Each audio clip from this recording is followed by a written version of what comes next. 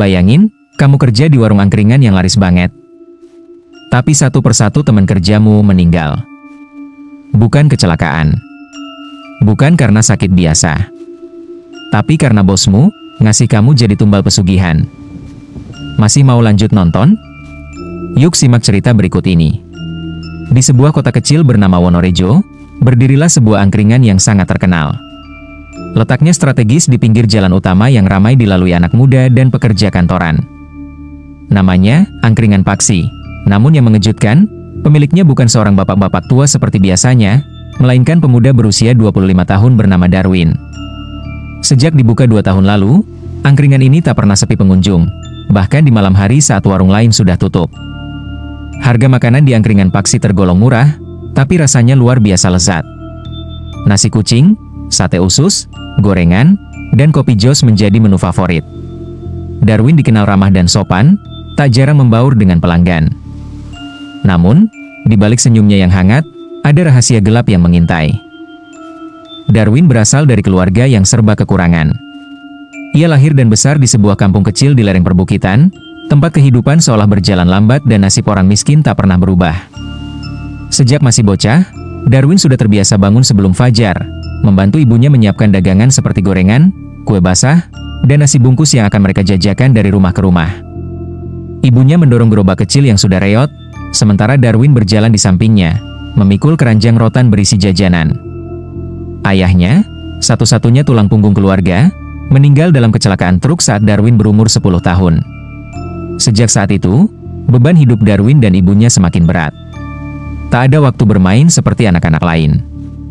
Sepulang sekolah, Darwin langsung membantu ibunya. Malam hari mereka tidur di lantai tanah beralaskan tikar lusuh, ditemani lampu minyak dan suara jangkrik. Ketika lulus SMA, Darwin merasa tak punya pilihan lain selain merantau. Ia meninggalkan kampung halamannya dengan membawa satu tas pakaian dan harapan besar. Tujuannya, Wonorejo, sebuah kota kecil yang katanya sedang berkembang dan punya banyak peluang kerja. Tapi kenyataan jauh dari harapan. Darwin hanya mendapat pekerjaan sebagai pelayan di warung angkringan. Ia bekerja dari sore hingga tengah malam, menyapu lantai, mencuci piring, dan mengangkat galon, semuanya dengan upah pas-pasan. Namun, sekeras apapun ia berusaha, hidupnya tetap saja tak berubah. Nasib buruk seolah terus membuntutinya. Sudah 3 kali ia pindah kerja karena warung tempatnya bekerja bangkrut. Bukan karena kesalahannya, tapi entah kenapa, usahanya selalu berujung gagal. Pemilik warung terakhir bahkan menuduhnya membawa sial. Malam itu, dengan tubuh letih dan pikiran kosong, Darwin duduk di kursi panjang terminal kota. Matanya memandangi lampu jalan yang redup, pikirannya melayang ke masa kecil, ke wajah ibunya yang makin menua. Ia merasa gagal sebagai anak. Saat itulah, dari balik bayangan tembok, muncul seorang lelaki tua berjubah lusuh. Wajahnya keriput, rambutnya panjang beruban, tapi matanya tajam dan menusuk. "Namamu Darwin, bukan?" tanya lelaki itu tiba-tiba. Darwin terkejut. "Iya, kok tahu?" Lelaki itu tersenyum tipis. "Aku tahu banyak tentang kamu. Tentang masa kecilmu, tentang ayahmu, tentang ibumu yang masih berdagang di kampung. Aku juga tahu kamu sudah melamar kerja kemana-mana, tapi selalu ditolak." Darwin menelan ludah, merinding. Lelaki itu seperti bisa membaca isi kepalanya. Siapa Anda?" tanyanya gugup. "Aku Mbah Karim," jawab lelaki itu pelan, tapi suaranya berat dan berwibawa. "Kalau kamu ingin hidupmu berubah, ada jalan cepat. Tapi kamu harus berani bayar harganya." Ucapan itu menggema di kepala Darwin. Jalan cepat? Setelah bertahun-tahun berjuang tanpa hasil, tawaran itu terdengar seperti jalan keluar. Meski tidak dijelaskan dengan rinci, ia merasa tahu apa yang dimaksud lelaki itu. Keesokan harinya, Mbah Karim memberinya secari kertas kuning tua. Di dalamnya tertera sebuah alamat yang asing, lengkap dengan petunjuk menuju sebuah tempat di pinggiran hutan Wonorejo. Konon, tempat itu digunakan untuk melakukan ritual pesugihan, semacam perjanjian gaib yang bisa mengubah hidup seseorang dalam waktu singkat, asalkan bersedia membayar dengan sesuatu yang sepadan. Darwin menyimpan kertas itu di saku celananya. Ia mencoba mengabaikannya, mencoba tetap waras. Tapi hari-hari berikutnya justru makin menyiksa. Ia kembali ditolak saat melamar kerja. Di tempat kos, ia hanya bisa makan mie instan 2 hari sekali. Uang tabungannya habis. Pikirannya mulai gelap. Satu malam, ia menangis diam-diam sambil menatap langit-langit kamar. Ia merasa tidak ada lagi yang bisa diperjuangkan. Akhirnya, setelah berpikir panjang, dengan langkah berat dan hati berdebar, Darwin memutuskan untuk pergi ke tempat itu. Di tengah hutan lebat yang diselimuti kabut malam, udara terasa berat dan dingin menusuk tulang. Pepohonan menjulang seperti raksasa hitam, dan suara binatang malam terdengar samar, seakan ikut menyaksikan apa yang akan terjadi. Langkah Darwin terhenti di sebuah tanah lapang kecil yang dikelilingi semak berduri. Di sanalah ia bertemu dengan seorang dukun berpakaian hitam-hitam. Tanpa banyak bicara, dukun itu memberi isyarat agar Darwin mengikuti setiap instruksi dengan patuh. Di hadapan mereka, terhampar lingkaran ritual yang dibuat dari garam kasar dan bubuk arang, dengan simbol-simbol kuno yang digambar menggunakan darah hewan. Di tengah lingkaran itu, diletakkan sesajen berupa seekor ayam cemani yang masih hidup, kembang 7 rupa yang mengeluarkan aroma tajam, botol kecil berisi minyak misik, serta mangkuk tanah liat kosong. Taruh jari manismu di atas mangkuk ini, perintah dukun dengan suara serak. Dengan tangan gemetar, Darwin menurut. Ia tak sempat berpikir panjang ketika dukun itu menusuk ujung jari manisnya dengan belati kecil. Darah segar menetes ke dalam mangkuk, bercampur dengan minyak misik. Bau amis dan menyengat langsung memenuhi udara. Sekarang, bacalah mantra ini, kata dukun itu sambil menyerahkan lembaran daun lontar bertuliskan aksara Jawa kuno. Darwin membacanya terbata-bata, suaranya bergetar, namun dukun itu terus menyuruhnya mengulang hingga lancar. Saat lonceng keramat dibunyikan 3 kali, tanah di tengah lingkaran mulai bergetar. Asap hitam mengepul dari bawah tanah, dan hawa panas menyengat tubuh Darwin. Suara geraman rendah menggema, seperti suara binatang buas yang terluka, lalu muncul sesosok makhluk besar bertubuh hitam legam, matanya merah menyala, giginya runcing seperti belati. Tubuhnya berotot, namun dipenuhi luka dan borok yang masih mengeluarkan nanah. Itulah Buto Lokananta, makhluk gaib pemangsa energi manusia yang haus darah. Makhluk itu tidak bicara dengan mulutnya. Suaranya langsung terdengar dalam kepala Darwin, berat dan menekan, seperti gema dari alam lain. Kau yang memanggilku. Apa kau siap membayar harga dari kekayaan yang kau inginkan? Darwin tak bisa menjawab. Tubuhnya gemetar, keringat dingin membasahi seluruh punggungnya. Tapi di tengah ketakutan itu, ia tetap mengangguk. Syarat yang diajukan Buto Lokananta sangat sederhana tapi penuh kengerian. Setiap 6 bulan, Darwin harus mempersembahkan 1 nyawa manusia sebagai tumbal. Dan yang lebih mengerikan lagi, tumbal itu harus berasal dari orang-orang yang memiliki ikatan dengannya, kerabat, sahabat, atau rekan kerja. Jika tumbal berasal dari lingkup usahanya sendiri, kekuatan pesugihan akan semakin kuat. Sebagai gantinya, Darwin akan mendapatkan segala yang ia impikan. Warung angkringannya akan selalu ramai dipenuhi pembeli. Makanan yang disajikan akan terasa jauh lebih lezat daripada warung manapun meski hanya dari bahan sederhana, dan uang akan terus mengalir tanpa henti. Orang-orang akan datang, tertarik, dan tak sadar bahwa energi mereka perlahan-lahan disedot oleh kekuatan gaib yang menghuni warung tersebut. Sebelum ritual berakhir, dukun memberikan 1 pesan terakhir. Ingat, jika kau gagal memberi tumbal sesuai waktu yang dijanjikan, makhluk itu tidak hanya akan menagih nyawamu, tapi juga menyeret jiwamu ke alamnya untuk selamanya. Darwin menatap api sesajen yang membara di depannya, mencoba meyakinkan dirinya sendiri bahwa ini adalah satu-satunya cara untuk keluar dari kemiskinan. Tapi di sudut hatinya, ada suara kecil yang terus bertanya. Apakah harga yang harus ia bayar benar-benar sepadan?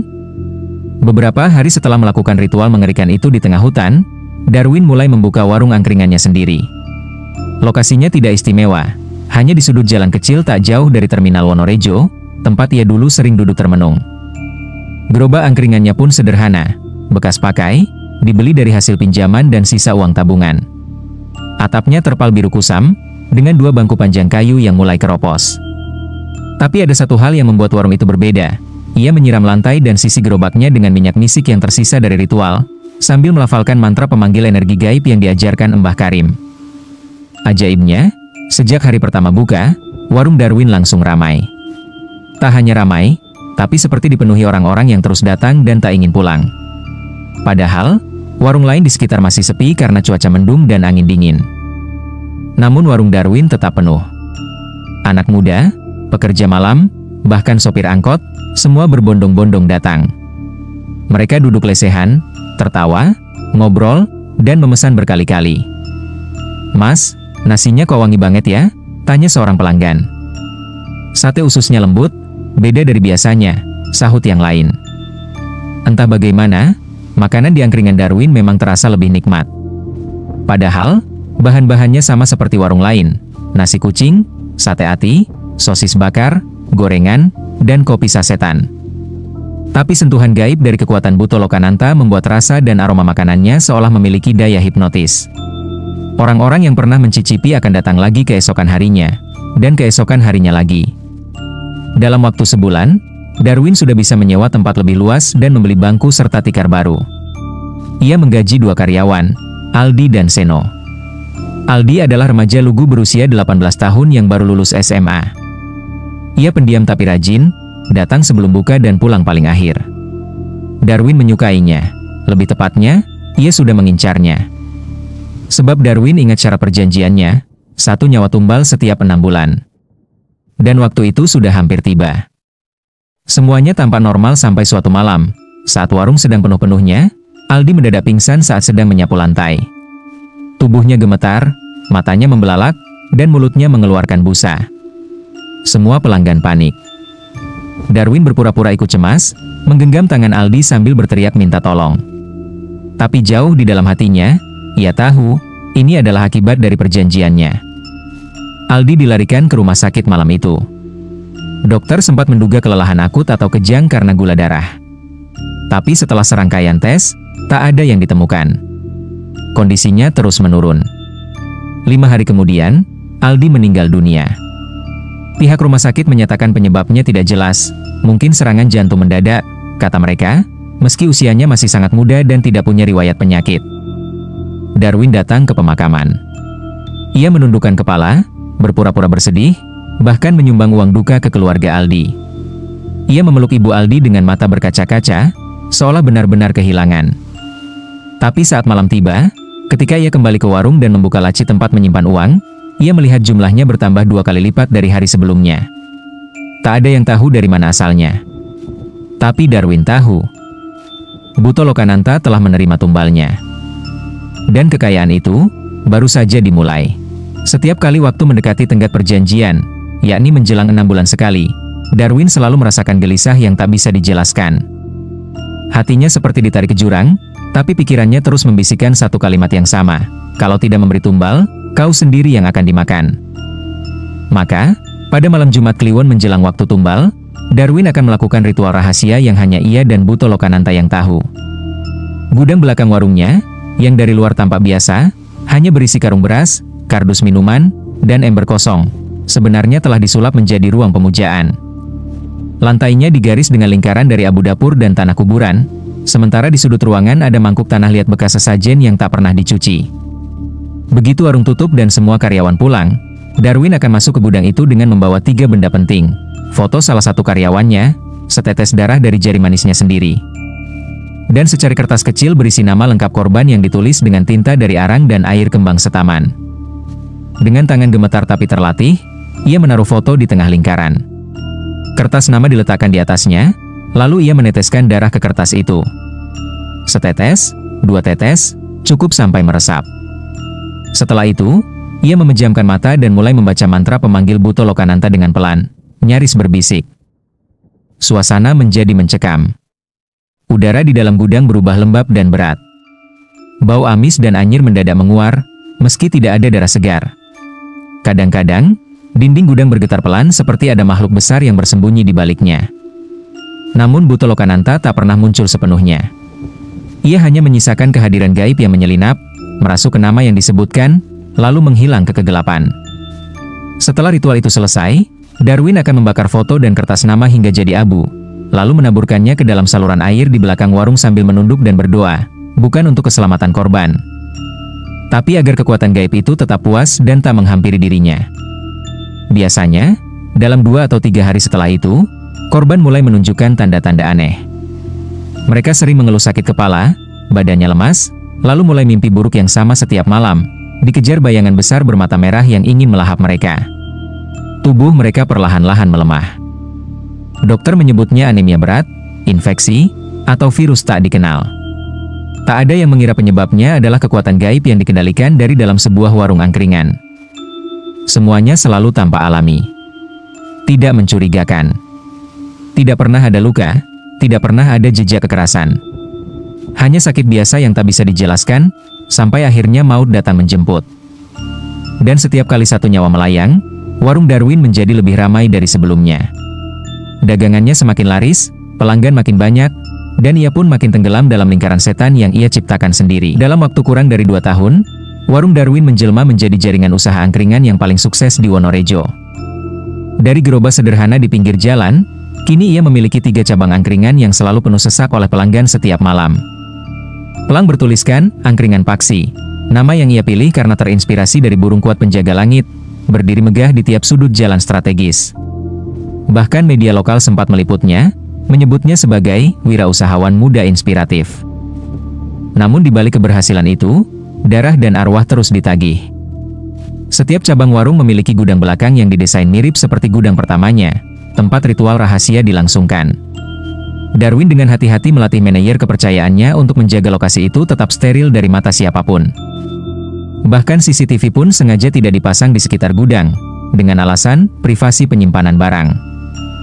Saat korban keempat telah dikorbankan, seorang kasir dari cabang kedua bernama Yola yang baru 2 bulan bekerja, Darwin merasa lega. Ia yakin syarat telah terpenuhi. Tapi malam Jumat Kliwon berikutnya, ritual memanggil Buto Lokananta terasa berbeda. Lingkungan gudang bergetar lebih keras dari biasanya, dan bau anyir darah lebih menyengat dari sebelumnya. Suara Buto Lokananta menggema di kepalanya, lebih dingin dan menekan. Kau semakin besar, uangmu semakin banyak. Maka darah pun harus semakin deras. 1 tak cukup. Beri aku 2. Dalam 7 hari. Darwin tertegun. Dada sesak. 2 tumbal? Dalam waktu sepekan? Itu belum pernah terjadi. Tapi ia tahu, menolak sama saja dengan bunuh diri. Dengan pikiran kacau dan rasa takut yang menggerogoti malam-malamnya, Darwin mulai mencari siapa yang bisa ia korbankan selanjutnya. Setelah menimbang dan menghitung dengan hati gelap, pilihannya jatuh pada 2 orang dari cabang pertama. Denny, pelayan yang sudah bekerja setahun, dan Tatik, juru masak yang sering lembur hingga larut malam. Keduanya dikenal rajin dan tidak pernah banyak tanya. Sangat cocok, pikir Darwin, karena akan lebih mudah menutupi kepergian mereka. Ritual dilakukan 2 malam berturut-turut, di 2 gudang yang berbeda. Seperti biasa, ia menggunakan foto, darah, dan nama lengkap. Seminggu kemudian, Denny mulai mengeluh sering mimpi buruk dan tubuhnya cepat lelah. Tak lama setelah itu, Tatik jatuh pingsan di dapur dan dilarikan ke rumah sakit. Keduanya meninggal dalam waktu yang hampir bersamaan, dengan gejala yang identik, lemas mendadak, demam tinggi, dan organ dalam yang rusak tanpa sebab jelas. Namun, 2 kematian dalam waktu berdekatan membuat banyak orang mulai bicara. Masyarakat sekitar, yang awalnya memuji kehebatan Darwin, kini mulai berbisik-bisik. Ada yang mengatakan bahwa warungnya angker. Ada yang bilang para pekerja di sana sering ketempelan makhluk halus. Bahkan, ada pelanggan yang pernah memfoto warung saat malam dan melihat bayangan besar bermata merah berdiri di pojokan, lalu buru-buru menghapusnya karena ketakutan. Puncaknya terjadi saat Bu Ruminah, seorang ibu penjual sayur di pasar, mulai terang-terangan menyebarkan kabar miring. Anak laki-lakinya, Aji, pernah bekerja di salah satu cabang Darwin dan meninggal mendadak sebulan lalu. Ia melihat dengan mata kepala sendiri betapa anaknya mulai berubah sejak kerja di warung itu, menjadi pendiam, suka ketakutan, dan sering mengigau tengah malam sambil menyebut mata merah. Warung itu bukan warung biasa, ujar Bu Ruminah kepada para tetangganya. Aku yakin, ada setan di sana. Anak-anakku meninggal bukan karena sakit, tapi karena disantet. Darwin itu iblis berbaju manusia. Perkataannya menyebar seperti api. Gosip merajalela. Di media sosial, beberapa akun anonim mulai membagikan cerita kematian para karyawan angkringan Paksi yang semua berawal dari sakit aneh. Beberapa pelanggan setia pun mulai menghindari datang malam-malam, merasa suasana warung jadi tak nyaman dan dingin. Darwin tahu posisinya mulai goyah. Ia tidak bisa menghentikan lidah manusia. Dan yang lebih menakutkan, ia tak bisa menghentikan rasa lapar makhluk yang telah ia panggil. Awalnya hanya desas-desus, tapi lama-lama masyarakat mulai menjauhi warung Darwin. Bahkan pegawai-pegawai baru banyak yang mengundurkan diri setelah 1-2 bulan kerja karena merasa sering melihat bayangan atau tercium bau amis dari gudang. Seorang pelanggan mengaku melihat sosok hitam besar berdiri di belakang Darwin saat ia membuat kopi. Media lokal mulai menyorot kasus kematian misterius di warung angkringan terkenal itu. Darwin mencoba membantah semuanya, tapi tekanan makin besar. Warungnya mulai sepi, bahkan cabang-cabangnya satu persatu tutup karena ditinggal pengunjung dan karyawan. Merasa kesepian dan tertekan, Darwin mencoba berhenti dari perjanjian pesugihan. Ia mendatangi tempat ritual pertama kali dan membakar semua alat-alatnya. Tapi Buto Lokananta tidak menerima pemutusan sepihak. Malam itu, Darwin ditemukan tewas di gudang warungnya sendiri. Tubuhnya hangus, matanya melotot, dan darah mengalir dari telinga. Tak ada yang tahu pasti apa yang terjadi, tapi kabarnya sebelum meninggal, Darwin sempat berteriak minta tolong sambil mengatakan, "Saya gak mau lagi. Jangan ambil saya." Hikmah dari kisah ini adalah, kekayaan yang diperoleh dengan jalan pesugihan adalah kekayaan semu yang menuntut tumbal nyata. Darwin tergoda karena kesulitan hidup, tapi lupa bahwa segala sesuatu yang instan tanpa usaha membawa akibat fatal. Keserakahan menutup mata nurani, hingga ia rela mengorbankan orang lain demi keuntungan pribadi. Kisah ini menjadi pengingat bahwa setiap manusia diuji dengan cara berbeda. Namun memilih jalan sesat demi kekayaan bukanlah solusi. Lebih baik hidup sederhana dan jujur daripada bergelimang harta tapi dikejar dosa dan kutukan hingga akhir hayat.